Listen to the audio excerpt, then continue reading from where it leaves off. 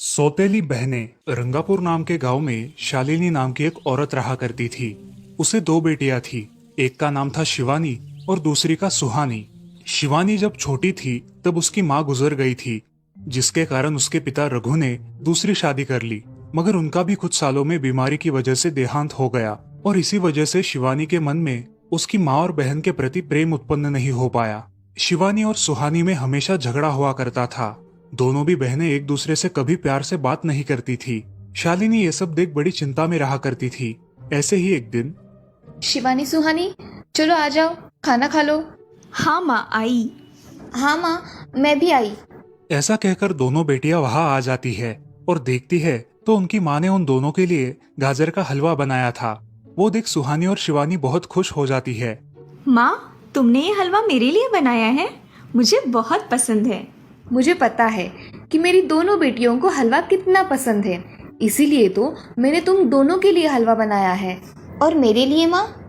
अरे हाँ बेटी, मैंने तुम्हारे लिए भी बनाया है। चलो अब जल्दी से खा लो, तुम दोनों को कॉलेज भी तो जाना है ना। जी माँ, मैं ये कटोरी ले लूँ? मुझे जल्दी पहुँचना है कॉलेज में। हाँ ले लो। और सुहानी, तुम ये वाली कटोरी ले लो। जी माँ।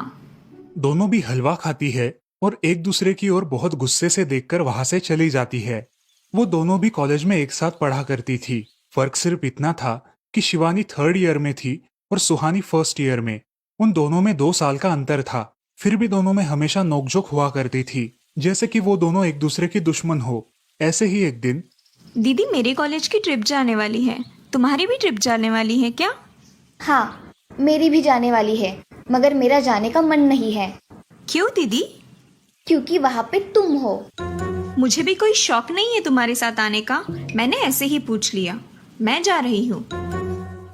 शिवानी और सुहानी एक दूसरे की ओर मुंह फेर कर वहां से चली जाती है। अगले दिन दोनों भी कॉलेज में जाती है।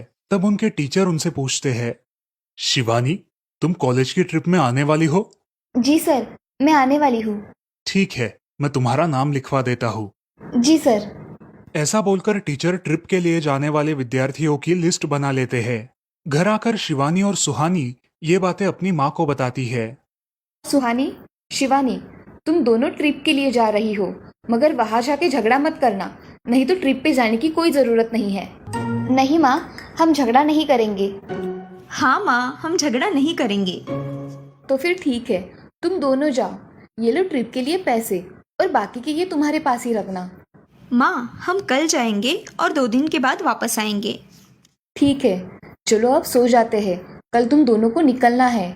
अब वो सब खाना खाकर सो जाती है।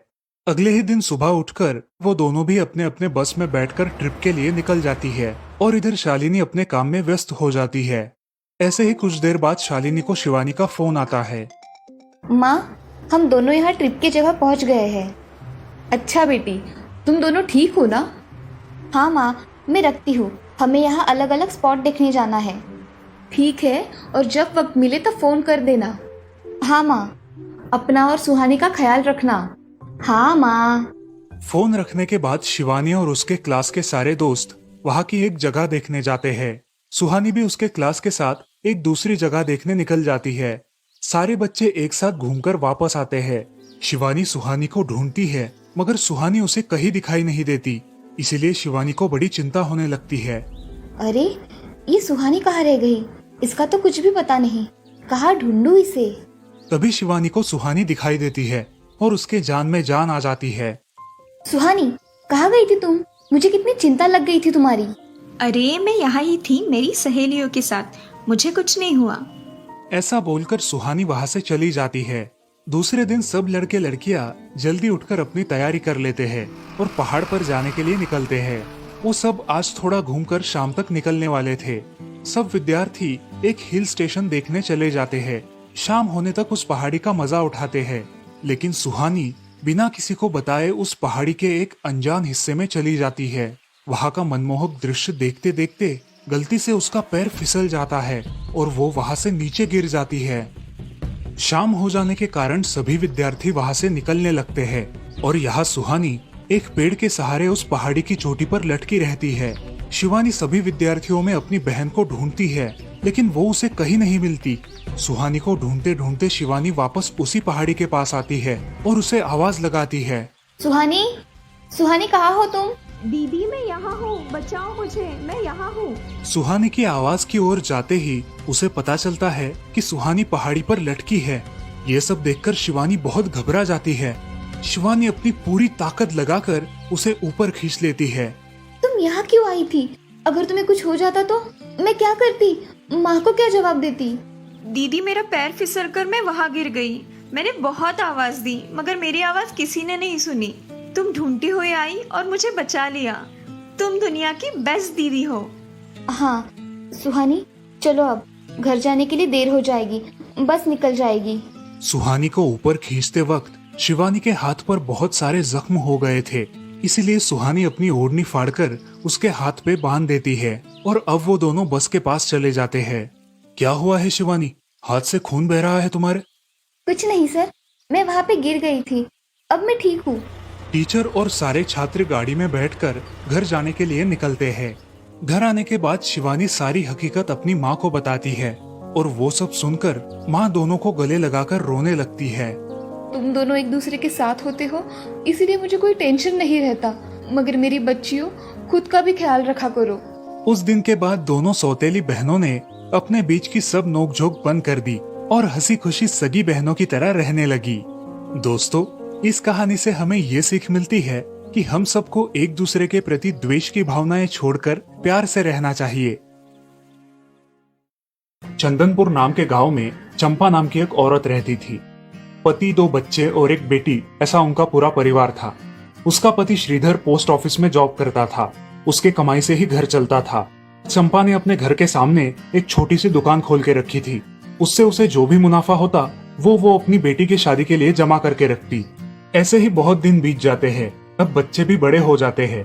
बड़ा बेटा अशोक डॉक्टर और छोटा बेटा रवि वकील बन जाता है और दोनों अपनी ट्रेनिंग पूरी करने लगते हैं। एक दिन उनकी बहन ज्योति के लिए एक अच्छा रिश्ता आता है और ज्योति की शादी पड़ोस के गांव के सरपंच जी के बेटे से हो जाती है। ज्योति बहुत ही कामचोर और गुस्सा करने वाली होती है। इसी कारण उसके ससुराल से उसे निकाल दिया जाता है। वो अपने पति को लेकर अपने मायके रहने आती है। अब चंपा का जमाई दुकान चलाता है और चंपा और ज्योति आराम से वहाँ रहती है।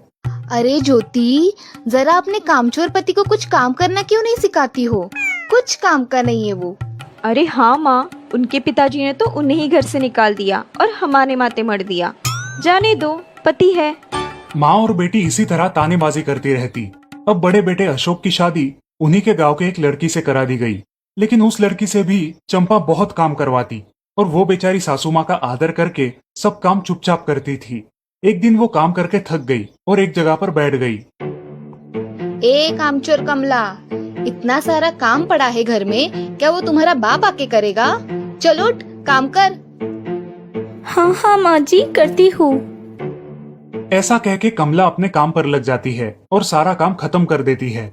चंपा अपने बेटे अशोक से घर आने के बाद चुगलियां किया करती थी। अशोक घर आकर कमला को बहुत भला बुरा कहता और कभी कभी तो उस पर हाथ भी उठाया करता था।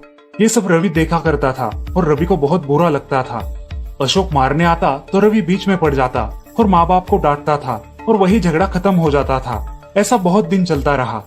रवि को रंजना नाम की एक लड़की बहुत पसंद थी, जो कि एक न्यूज रिपोर्टर थी। क्या तुम मुझसे शादी करोगी? मुझे तुम बहुत पसंद हो। हाँ, मगर रवि, तुम्हारे घर में तुम्हारी माँ का बर्ताव मुझे बिल्कुल पसंद नहीं है, इसीलिए पहले तुम इसका कोई हल निकालो। अरे रंजना, मैं हूँ ना तुम्हारे साथ, तुम्हें टेंशन की क्या बात है? मगर रवि, तुम भी अगर मुझे मारने पीटने लगे तो मैं तुम्हें कोर्ट में खींचूंगी। अरे हाँ बिल्कुल, वो तो तुम्हारा अधिकार है। अगले दिन रवि अपने घर में रंजना के बारे में बताता है। रवि की माँ चंपा उसे साफ मना कर देती है। रवि, तुम्हें कुछ समझ आता है या नहीं? अपनी बिरादरी की लड़की से शादी करो बेटा। इस घर में ये आखिरी शादी है और मेरे भी कुछ अरमान है बेटा। अजय, आप कुछ कहते क्यों नहीं? हाँ बेटा, तुम्हारी माँ सही कह रही है, तुम इसकी बात मान जाओ बेटा। नहीं पापा, मैं शादी करूंगा तो सिर्फ रंजना से, वरना मैं शादी नहीं करूंगा। सब चुप हो जाते हैं। अगले दिन रवि मंदिर से शादी करके घर आता है। सब अचरज से रवि की ओर देखते हैं और चुपचाप अपने कमरे में चले जाते हैं।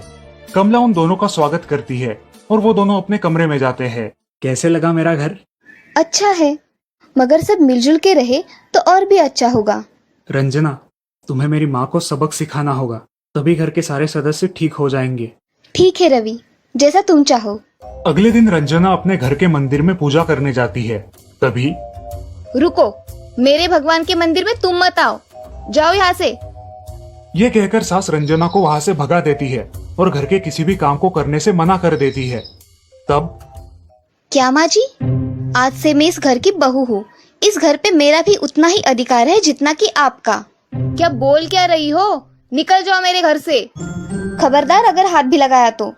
पता है ना, मैं न्यूज रिपोर्टर हूँ। रातों रात खबर छाप दूंगी और कोर्ट के चक्कर लगेंगे वो अलग, समझिए आप। सास चुपचाप देखने लगी और उसकी बेटी और ससुर भी देखते ही रह गए। रंजना ने कमला से कहा, दीदी, मुझे आपसे काम है, आप मेरे कमरे में आइए। और हाँ, आज से खाना ज्योति दीदी आप बनाएंगी। अरे माँ, तुम कुछ बोल क्यों नहीं रही हो? ये मुझे काम करने को बोल रही है। अजी सुनते हो? चलो मेरी मदद करो। हाँ आता हूँ। ज्योति किचन का काम करने चली गई और सास बाहर का काम करने लगी। रंजना कमला को लेकर अपने कमरे में गई और उससे कहा, कमला दीदी, आप कुछ कहती क्यों नहीं? आप चुपचाप सह लेती हो, उसका ये नतीजा है। अब देखो दीदी कैसे काम कर रही है। आप कुछ काम करती थी क्या शादी के पहले? नहीं रंजना, मगर अब घर से ही अपना खुद का कुछ व्यवसाय शुरू करने का सोच रही हूँ। बहुत अच्छे दीदी, अब आप किसी से मत डरिए, हम हैं आपके साथ। सच में किसी के साथ होने का कितना महत्व होता है। अब उसकी सासू माँ ही घर के सारे काम करने लगी थी और ज्योति को काम करवाने की वजह से ज्योति भी अपने ससुराल जाने की सोच रही थी। अजी, यहाँ तो काम वाली से भी ज्यादा बुरी हालत हमारी हो गई है। चलो हम हमारे घर चलते हैं, सब है हमारे यहाँ। अरे रे, आप कहाँ चली? अभी भी काम बाकी है। ज्योति का पति रंजना से धन्यवाद कहता है और ज्योति को लेकर अपने घर चला जाता है। अब सासू माँ एक दिन पूरा काम करके इतना थक जाती है कि उसके बदन में बहुत दर्द होने लगता है। तब दोनों बहू सास के पास चली आती है और एक बहू सास के पैर दबाती है तो दूसरी बहू सर दबाती है। सासू माँ उठकर रोने लगती है। मुझे माफ कर दो मेरी बेटियों, अब से कभी ये गलती नहीं होगी। सास को उसके किए पर पछतावा होता है और ये देखकर घर के सभी सदस्य बहुत खुश हो जाते हैं। रवि और रंजना भी बहुत खुश होते हैं। वाह बहू, जो आज तक नहीं हुआ वो तुमने करके दिखाया। बहू हो तो ऐसी। रंजना अपने बर्ताव के बदले माफी मांगती है और अब सब लोग खुशी खुशी रहने लगते हैं। तो दोस्तों, इस कहानी से हमें ये सीख मिलती है कि हम सब मिलके परिवार बनता है और हम सब परिवार का महत्वपूर्ण अंग होते हैं। परिवार के काम मिल बांट कर करना ये हमारी वैयक्तिक जिम्मेदारी है।